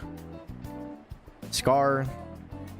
Fucking Scar. I mean, I love the Ishvalan representation. That's my favorite thing about him, is just we really get to see their plight through his eyes as the guy who is maybe the most angry person about this in the entire world. the person who was actively seeking vengeance, right? Before we got to him, before he made friends with all of our people, I think he, more than anybody else in the show, is just indicative of like, hey, this is how human connection can really save people. Because he was going down a really, really dark path, right? And he still has a lot of darkness in him, even at the end. At the end where he says he doesn't really need a name. Like, just, that's, to me, it was just him accepting that he still felt like a no one. Still felt like a nobody, you know? Which is really sad. I think he was fucking badass and cool. And again, he's one of these like really strong guys that's also surprisingly smart. Really difficult to deal with. And that smartness actually started to come into... It really started to come to our aid at some point. Like, it really, really, really saved our asses in so many situations. But I think seeing the anger, right, as a fallout for what the father was doing to Ishvael, I think was a really important way for us to see that, right? It's perspective. I keep saying that. His perspective is very important. And I can't value it enough, but he was everything, man. He's fucking cool. He's complicated. He's interesting. He's sad. He's morally gray, too, because of all the people that he killed. Also, I didn't even mention that he killed Winry's parents, too. We learned that at some point. Like, just a complicated, well thought out, well-developed character. And yeah, he's that dude, man. He's one of the easiest S tiers here. Maybe even the easiest, because like I said, it feels weird to not put Roy at the top of the tier list. But yeah, just as ubiquitously, like, obviously an S tier character. I don't really remember who this is. Panda, begrudgingly accept. I don't think the panda was necessary whatsoever. But you know, Xiaomei, fine. This is the lady that I was talking about earlier who was going through the records. She was looking for Dr. Marco's research, right? She found, right? She was the one who was like, oh, all I found were these baking instructions. And now we're like, wait, what? And it turned out that they immediately recognized it as code, and she just had no idea. That was a funny moment. I thought she was really charming in that episode and cool. So she goes into cool. Do I even need to talk about that one? Like, do I even need to explain that? Like, you should just understand. If you watch the show at all, literally it's episode 4. You understand, right? You don't need me to explain anything to you. There's no way. There's no way.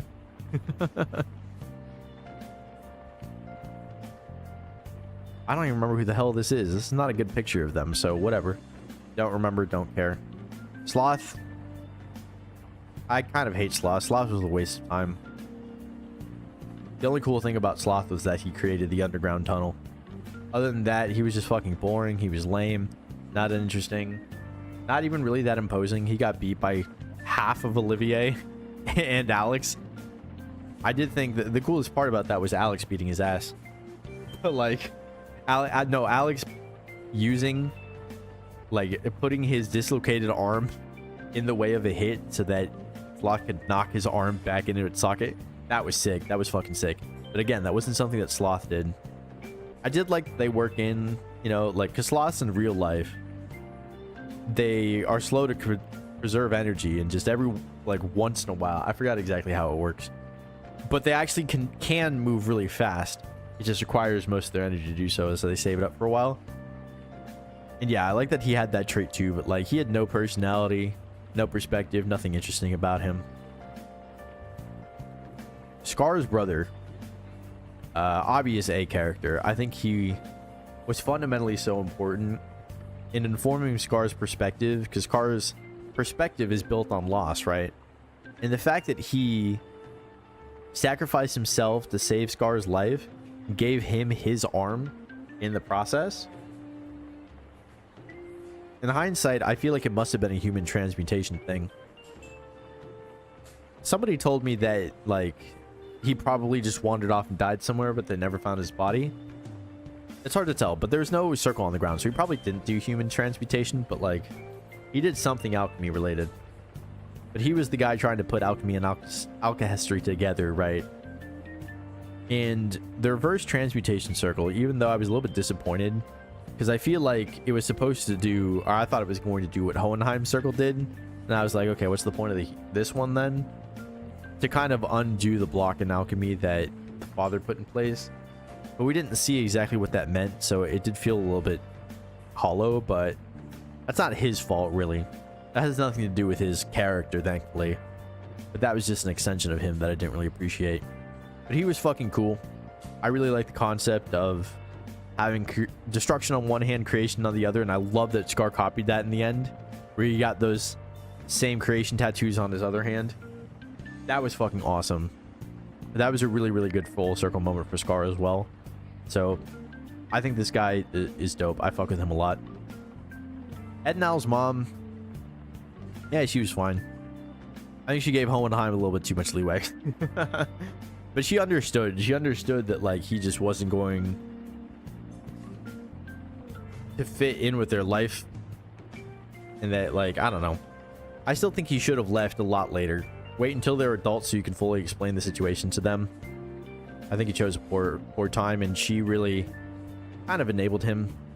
But at the end of the day, right, like, she is the reason the boys are as sweet as they are. Because she was probably too sweet for her own good, at least when it comes to Hohenheim anyway. Okay, I'm confused. This guy is not... I'm gonna guess by this one we meet Ed's, right? Because we saw a version of this for the father, and really Al's version of this was in his body, kind of. So, yeah, with this guy, what I understand, I mean, he calls himself Truth. He calls himself a part of the father, like an extension of him, or a reflection of him might be more accurate. You can call me God, you can call me whatever you want, right, essentially. This is an interesting figure in the sense that we don't know who they are. But, like, anytime you have characters that can really hold yours accountable for their actions, and especially if they have, like, the kind of spiritual attachment element to it, that's always fascinating. That's always cool. These guys I don't really remember. Alright. Winry, aka Winrar.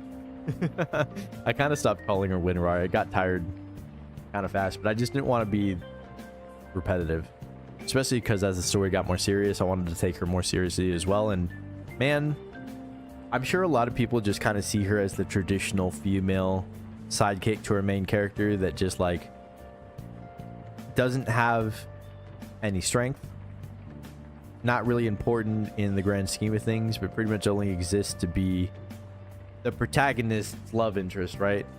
But, like, dude, Winry is so much more than that to me. To me, she really was the heart and soul of the show, and I really liked her role, especially at the beginning, of her being the one to remind Ed and Al that, like, dude, you got to process your emotions. I know that you guys are strong and that you want to get back out there and that you're, like, fighting for survival, but, like, dude, you got to really, really acknowledge how hard it is what you've gone through, right? And she really grounded them in that way. And even though obviously her relationship with Ed is a little bit more developed and more important, like, you can tell just how much she genuinely loves Al to death and how Al really loves her too. That fucking scene at the end, dude, oh my god. After everything's over and Ed and Al show up without telling her, when she hears Al's voice through the door talking to the dog. Oh, that's this dog. This is Winry's dog. I just remembered. But when the dog is licking his face because the dog recognizes Al, and she hears Al's voice through the door saying, "Stop tickling me." Like, oh my god. Both just, again, not hearing it through the metallic kind of filter, but also the fact that he was experiencing a sensation, right? Like, just hearing that click in her mind as she stepped out at the end, dude, only to see them with their bodies back, dude, that was the best scene in the entire show. I'm like I'm actually almost tearing up a little bit just thinking about it. That shit was incredible. Just the best payoff of anything in the show. It was so fulfilling because she was their number one fan, right? Their ultimate supporter. You consider them like family, even though she obviously has romantic feelings for Ed, but like we can talk about that in just a second. But dude, fuck me. She was the person who understands the most how the audience feels about Ed now. Because she wants them to get their bodies back as much as we do, right? And everybody wanted them to do it, but like, not like her, man. She was just the truth. But I want to give a lot of credit to her for her relationship with Ed as well. I think it's really, really cool when these characters that are obviously like supposed to be together, right? They have a lot of chemistry. They have trouble acknowledging their feelings. These two definitely both have that. They both have the tsundere gene. That's what I like to call it. But like, they have such a healthy relationship. And that really, really surprised me. Because for two people that like have trouble truly acknowledging and expressing their feelings, they were both really open and honest with each other, and they talked through things, and they took each other's words to heart, each other's feelings to heart. Like, they were very emotionally intelligent when it came to the other person. And that's the funny thing, for both of them to be so unable to like acknowledge their own feelings but being so in tune with the others, it really just brought out this really just beautiful dynamic between the two, which I just absolutely adored the entire time. It really made her feel so important to me and not just an accessory on their journey, right? It really did feel like she was in with them because of how much she cared about them. She cared just as much as they did about finding their bodies, right? Like, because she was truly on their side. And I don't know, I related to her the most as an outside observer who couldn't really control the situation, and just seeing how much love she had for these guys, and it really mirrors my love for them. And I don't know, I think it's really important too. The other reason that I think I really like her relationship with Ed is because it is surprisingly mature for how young and immature they are. And I think, again, it's really good representation. And it's funny that I'm bringing up Avatar again, because it reminds me a lot of Aang and Katara's relationship, which I don't think gets enough credit for how mature it is. Because they're wholesome, yeah, but they're incredibly communicative, right? They communicate really well. They are both very emotionally intelligent. They open themselves up. They talk about how they're actually feeling, and it doesn't always work out, right? Like, sometimes it's harder than others. But they really do just belong together. And I think Ed and Winry were just so fun to watch. They really brought such beautiful things out of each other, and that made me really happy. So she's the other character that goes into personal favorites. I think that this is the order. I'm really happy looking at these four. Like, these are the ones, right? It's always been Ed, Al, and Winry. The fourth one was just kind of like between Riza or Olivier, Roy. But I think I do really like this, because every time Riza was on screen, I was just like, man, I don't know. She made me like Roy more, right? I love their relationship so much, but she was so lovely. And so is Winry, and the boys are obviously the boys. So yeah, this just feels right. One of these three probably would be next in line. Probably Olivier, because she's so cool. But again, not as lovable, or not as complicated, I guess I could say, as Riza. I already talked about that earlier, though. Yoki. I'm going to put Yoki in Don't Care. I don't even know why he was in the show, to be honest. This was one of the other nights, I think. Yeah, I might put that in there. One of the other ones. This is the one that was with Barry, right? I got that confused with this guy. This guy is the twins. Or is this guy the twins? I think I have to put them together because I don't remember which one is which. Which one is the other one who was hanging out with Barry? I think this is the one that was the twins. Or are these both twins? Maybe each one of these is that the one guy was in the head, the other guy was the body. Maybe that's what it is. Okay, I can put them both up here then. I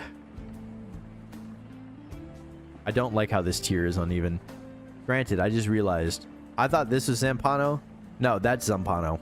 I don't know who this guy is. I think he's one of the shitty military guys that we didn't like. Zampano is here. Zampano is cool. I feel like I want to bump someone down because I don't remember who some of these. I don't know. I guess if she's here and he's here, I gotta put this guy here too. I think that makes the most sense because I barely remember him too. Gosh.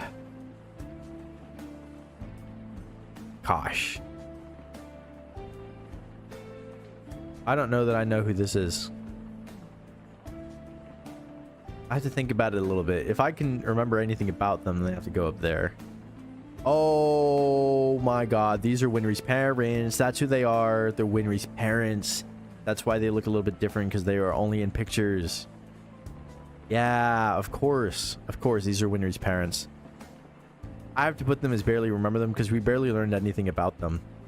Right? Like, we barely saw who they were. They seemed like really cool people. It's just that we didn't get to know them, so I think putting them there just makes the most amount of sense. And then for some reason, last character on this list, L'Enfant. I gotta say, I really fucking loved her. I thought she was so cool. And she was so loyal and protective. And just badass. Especially when she got her leg back. Or her arm back. Sorry. It was her arm. That whole thing with her, like, chopping off her arm to leave a blood trail. To leave Bradley off their case and her almost dying to save Ling like that. I thought that was so sick. Because I was so afraid she was just going to die. I thought she was actually just going to kill herself. And, like, slit her throat or something to do that. But no, she cut off her arm. Almost bled out. Didn't bleed out. Came back for more later. Kicked the shit out of Bradley at the end. Granted, she wasn't fighting him alone. She did fight him a little bit, yeah, because Bradley killed her dad, or her grandpa. So I don't know. I fucking love L'Enfant, though. I think she was badass. So I'm going to put her in S tier. If I'm putting characters like Hughes and Miles in there, like, I got to put L'Enfant in there, too. And yeah. There we go. That's it. I really like how this looks. I find it very satisfying when things even out, like, where there's no, like, one hanging Chad there. I'm really glad I figured out who these two were so I can accurately put them in. Because, yeah, I had to move people around a little bit. But I think that's fair. It does feel weird to have some of these guys. I'm like, oh, yeah, these were Roy's guys. I just don't remember them that well or what they did down here. But I think that's the right place to put them. Because you look at the people up here. They were all important characters in certain ways. Yeah, I think this is right. But yeah, this is how it is. I wish I remembered these people so that I can rate them better. But, like, there's so many people on this list that it just is not fully possible, and that's okay. That's okay. I think this guy is one of the Briggs guys, or is he one of the... I don't know. He's kind of a... I don't remember. I'm only saying he's one of the Briggs guys because of the furs around his neck. So whatever. Maybe he's not all that important anyway. Oh god. That took way longer than I thought. Actually making it to the 2-hour mark. I thought it would be like an hour, maybe an hour and a half. Granted, originally I was going to use one that was a little bit less dense. But I was like, I better not miss any of the characters. If there are a bunch that I don't recognize, that's fine. I could just make a tier for them. But yeah, this is how I feel. I might screenshot.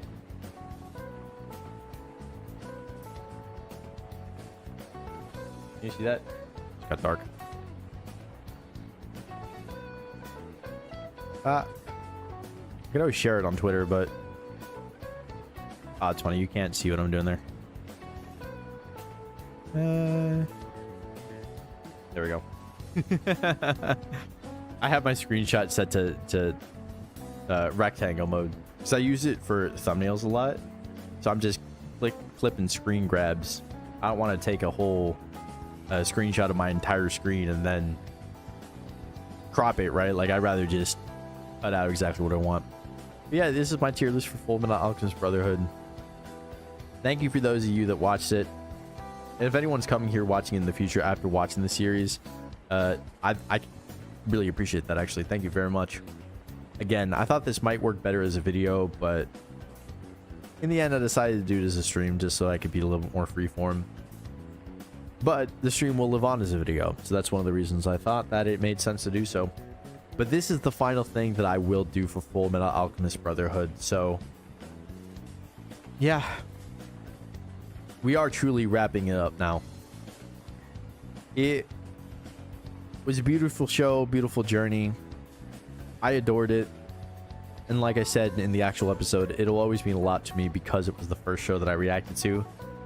That being said, I'm reacting to more. I just started a new anime today, actually, that I'm recording for your benefit. It will not come out next week, though. It'll come out week after, because Invincible season finale comes out. Well, actually, it comes out tomorrow, but it usually takes me a couple days to edit those because they're so much longer and I have to cut out way more. So it takes me like way longer to edit those ones. That's why they've been coming out so late. But that one will come out either Monday or Tuesday of next week, and then the week after that is when I will start the new anime that I have started watching. I am enjoying it a lot so far. I've only watched 2 episodes, but it's off to a great start. And yeah, let me know if you're watching this later in the future, if there are any shows that you want me to watch or anything like that. If you have not watched any of my reactions, I mean, you don't have to sit and watch through all 64 is what I meant to say, episodes of me reacting. You can pick and choose your favorites if you want to. If you want to watch any of it, I would appreciate that. And whether you're watching this now or in the future, I want to remind you to hit the like button, comment button, subscribe button. You know, the YouTube buttons. You can hit the bell as well if you want notifications. I will be back soon. Friday, more Marvel Rivals. Things have been going really well. I think I will finally get to gold tier. I'm pretty close to it. I'm excited about that. Anime reaction in a couple weeks. Invincible reaction. Recent one. Last week's episode came out yesterday. Next week's episode is going to come out next week. Or tomorrow's episode, I should say. Come out next week. And yeah, I got shorts and stuff in the meantime. Pretty much every day. Although I've forgotten to upload shorts a couple days last week. So I apologize. I need to find a way to like do it consistently because I've kind of been just doing it once a day. And that's been a pain. I will upload one actually as soon as I'm done here. It'll come out probably in an hour or so. But anyway, thank you for watching. Thank you for everything about what you do for me. Whether you're just spending your time with me, hitting the buttons for me, contributing to the conversation, I do not care. Any contribution that you can give me is a good one, so no problem there. Okay? I'll be back as soon as I can, but until then,